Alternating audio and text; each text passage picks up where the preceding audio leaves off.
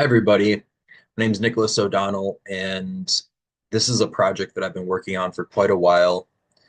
And my sponsor for this project is Mark Witters.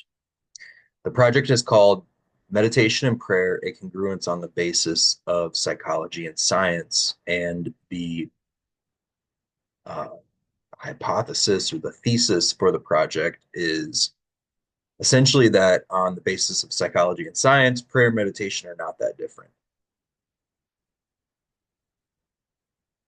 So a few years ago, I started getting into mindfulness meditation, maybe 4 years ago now.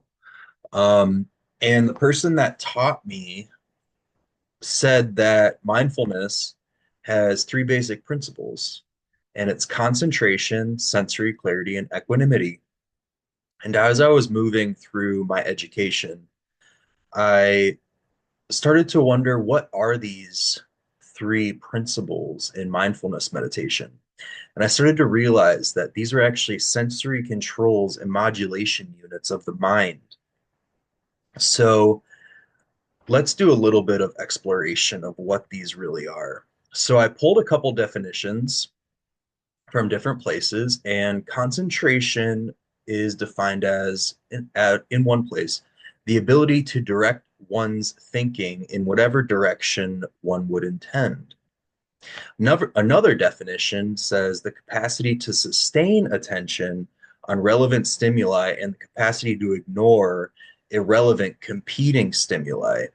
Clearly, there's an underlying meaning of concentration and the direction of mind in a sustained manner. So we can have focus and attention, but concentration is that sustained focus and attention.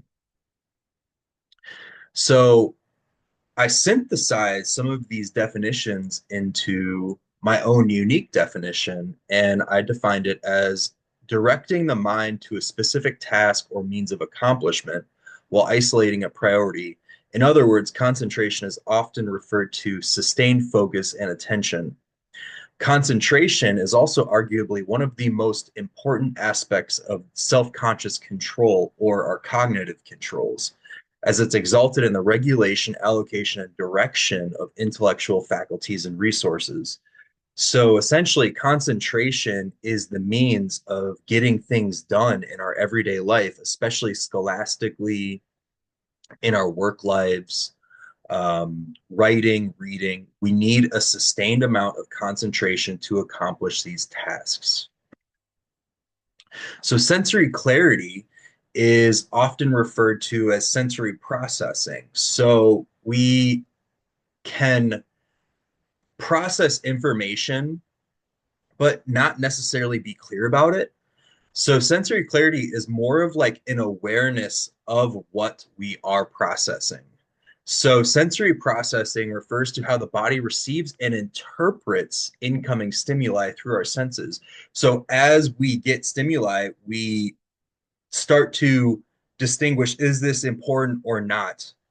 It's our brain's way of understanding the world around us and what's happening inside us, and whether to react or ignore that information. So, I have my cat in my lap right now. She's very needy, and I'm choosing to acknowledge her presence, but I'm focusing on the presentation. My sensory clarity is focused towards this. So obviously, we already have drawn a connection between concentration and sensory clarity. So another definition from neuroscience that I really like emphasizes the internal and external environment, um, with sensory clarity.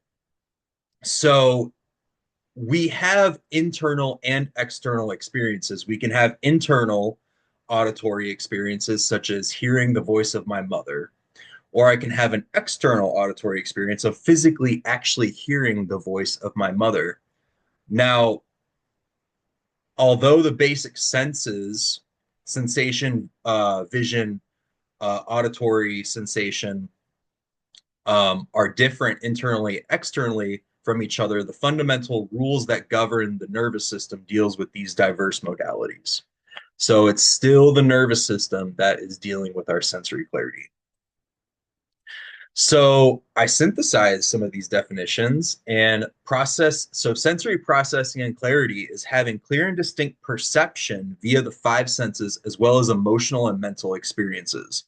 So when we're having a bad day or mad or angry or sad, we need to be clear about what we are actually experiencing. And that's a key principle in mindfulness. We need to have clear and distinct sensory perception or clarity. These experiences can have resources from stimuli from the external world or internal cognitive experiences such as memory, imagination, or emotion. So we have all these external stimuli that bring in information, but we also have information that's going on inside of us as well. Further, sensory clarity is an important cognitive control because it is associated with the ability to recognize experiences. Thus, we need to be clear about what exactly we are experiencing. So, equanimity, and this is when we start to really get into the interesting aspect of what mindfulness is. So, a definition is an even minded mental state or dispositional tendency towards all experiences, objects, regardless of their origin or their affective valence, pleasant, unpleasant, or neutral. So, what does this mean? Equanimity basically means to keep a level mind in difficult situations, to not be quite attached to things that could possibly have a good or bad outcome. Now, oftentimes, equanimity is associated with practices of indifference, non attachment, and suspended state of mental calm under pressure and stress. These states are usually seen in Buddhist monks and Christian monks, or just monastics in general, monastic lifestyles. So each cognitive control actually reinforces each other. We kind of touched on how concentration and sensory clarity can work together, but concentration and equanimity can also work together. So when we are concentrating, we might lose focus for a moment, but we can have equanimity with that situation and not get frustrated with ourselves and just bring our concentration back to whatever we need to. So there is a means of sustaining and persevering inside of equanimity. And there's also a means of persevering inside of sensory clarity. So sometimes when we're experiencing something that might be unpleasant, we need to keep an even state of mind. We need to keep calm and be indifferent about the situation, whether good or bad.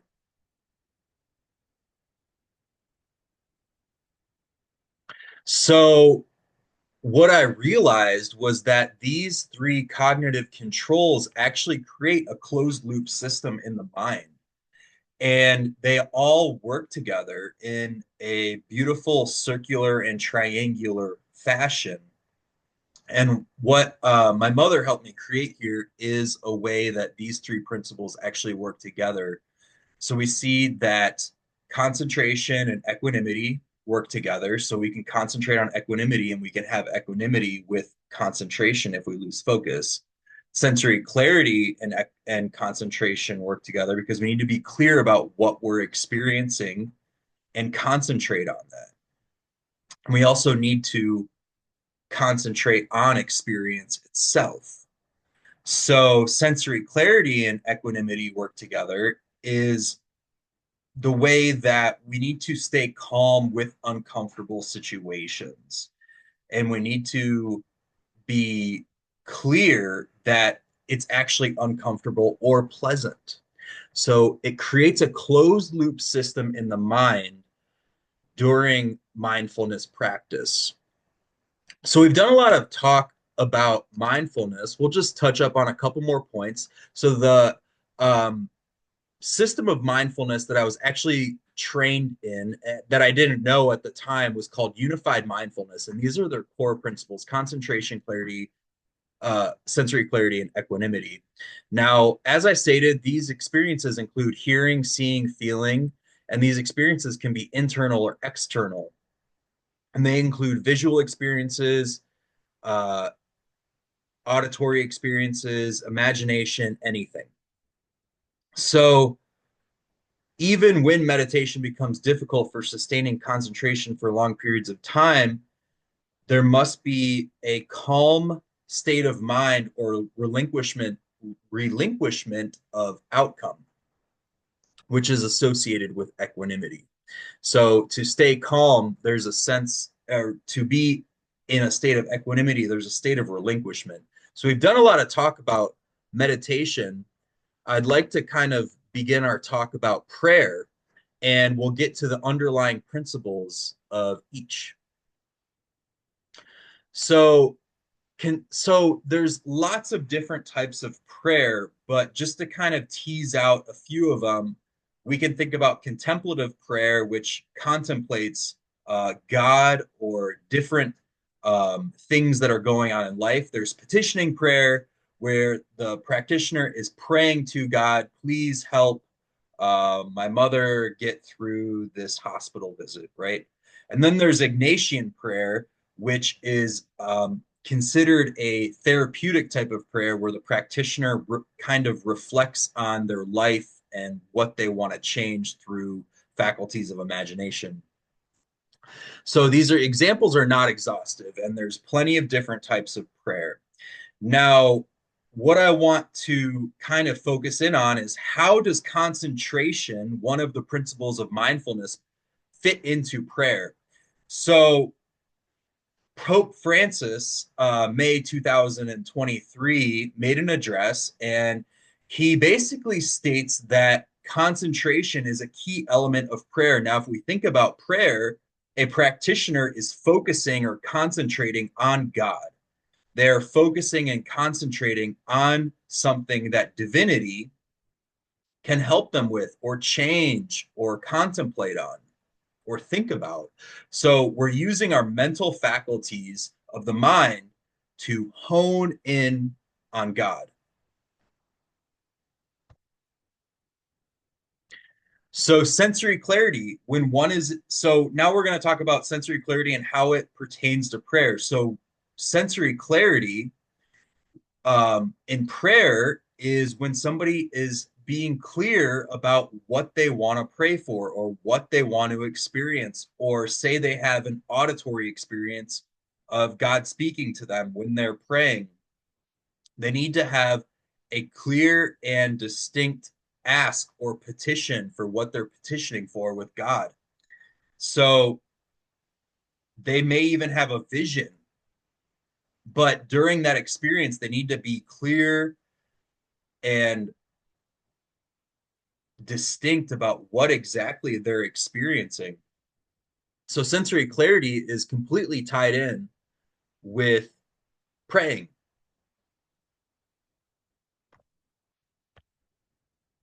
So equanimity. So I started to realize that prayer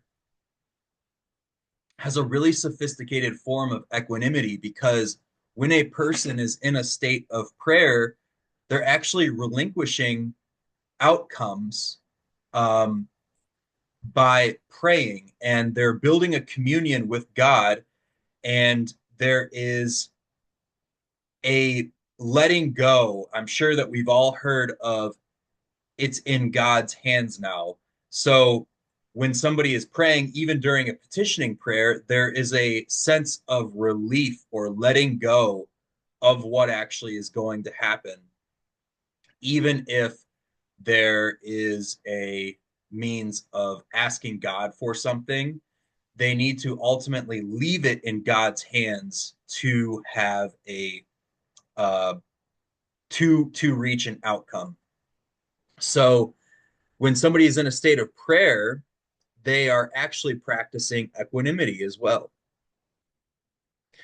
So as I was doing research on this topic and this idea, I came across this neuroscientist named Andrew Newberg, and he actually did some tests on people that were praying, nuns and monks, Buddhist monks, and he found that when they weren't in a state of prayer, their frontal cortexes were normal, well, not quite normal, but normal enough, and when they started to pray and meditate, their frontal cortexes would light up, and the frontal cortex is actually in charge of concentration. So, ironically, this is even seen in spec scans. So, my conclusion is on the basis of cognitive science, sensory controls, and modularity, meditation and prayer may not be too different. By seeing the similarities between the two practices via science, more dialogues can open up between seemingly different communities and spiritual outlooks. So, essentially, this project was to look at prayer and meditation on a cognitive science level and really look at them and what's going on in the human experience. Here are my sources. Thank you.